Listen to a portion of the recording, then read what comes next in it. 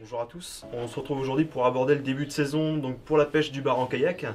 Donc devant moi aujourd'hui j'ai mon kayak avec tout mon équipement, que ce soit les cannes, les leurres et tout ça. Et donc on va commencer donc par la zone. Je pêche essentiellement du côté de l'île de Bréa. L'île de Bréa, c'est une zone avec beaucoup de courants. On a également des petits fonds avec du caillou, du sable et des laminaires. Et justement le panel de leurres que j'ai devant moi, ça va me permettre justement de prospecter toutes ces zones. Donc pour commencer sur le matériel, ce que j'utilise. Pour les cannes, j'ai deux types de cannes. J'ai une canne en 2,15 m en grammage 7,35 qui me permet de lancer des leurres relativement, on va dire, pas trop lourds non plus, entre 5 et 15-20 grammes maximum.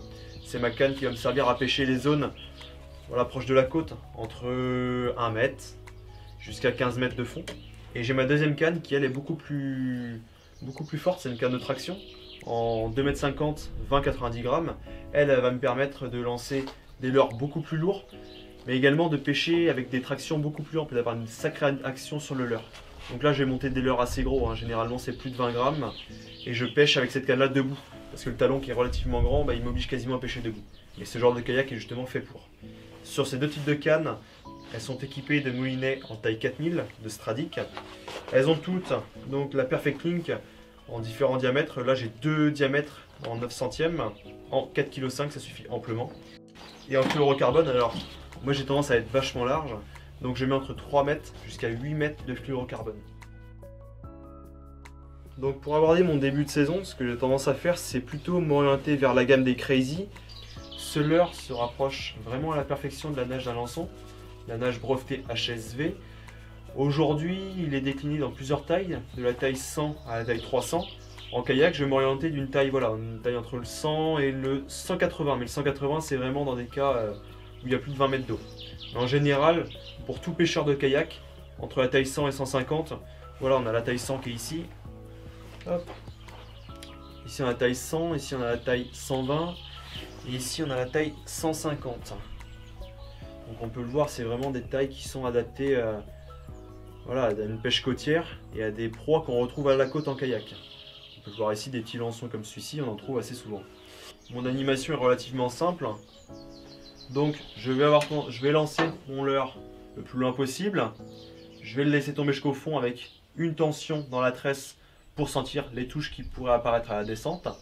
Et une fois que j'ai touché le fond, simplement, je prends contact et je fais une grande traction. En gros, je fais un 9h midi. Là, je récupère tranquillement ma bannière en descendant ma canne et je refais un 9h midi.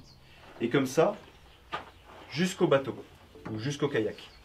Mon leurre dans l'eau, il va monter, il va descendre. Généralement, le bar a tendance à le prendre lorsqu'il redescend, dans sa phase descendante.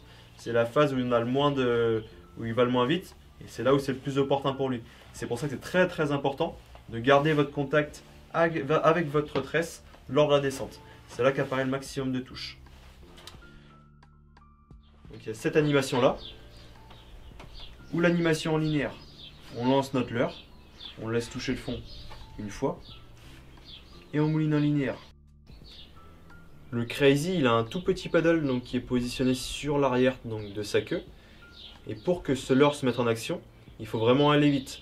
Il ne faut pas hésiter à aller vite justement. C'est en faisant vos pauses que le bar suivra et qui prendra une fois le leurre en temps de retomber.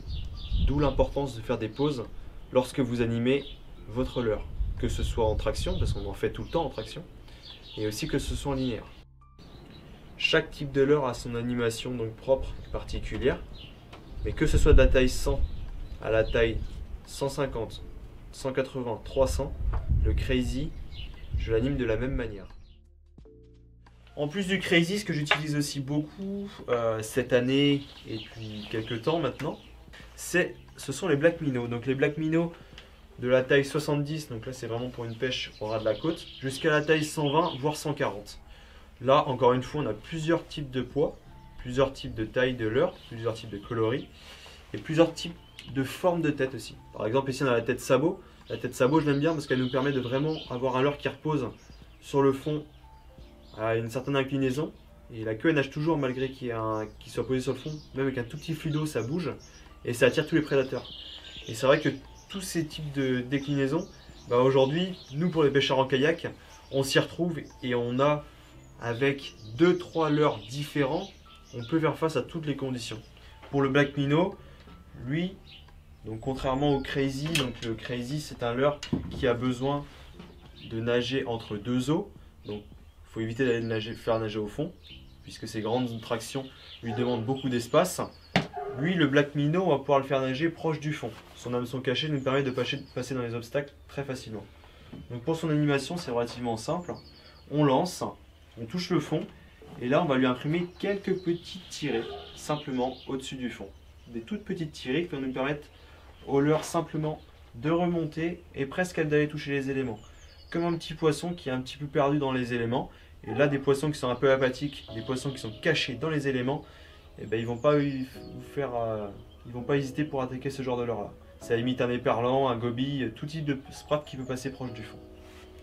Une animation aussi qui est relativement simple, c'est de lancer et de faire un linéaire. Donc là, il faudra aller beaucoup plus lentement parce que son paddle à l'arrière est beaucoup plus gros et il nage avec la moindre vitesse, il nage très très bien. Et pour finir, j'utilise aussi pas mal donc ce petit leurre qui est le Power Tail.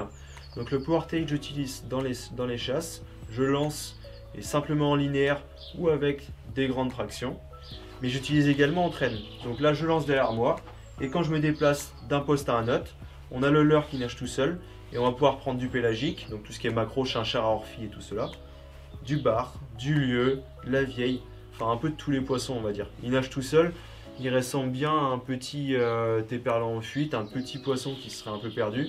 La nage est très frénétique, elle est très rapprochée. C'est dû à son paddle à l'arrière et en fait on a une nage qui est très très resserrée.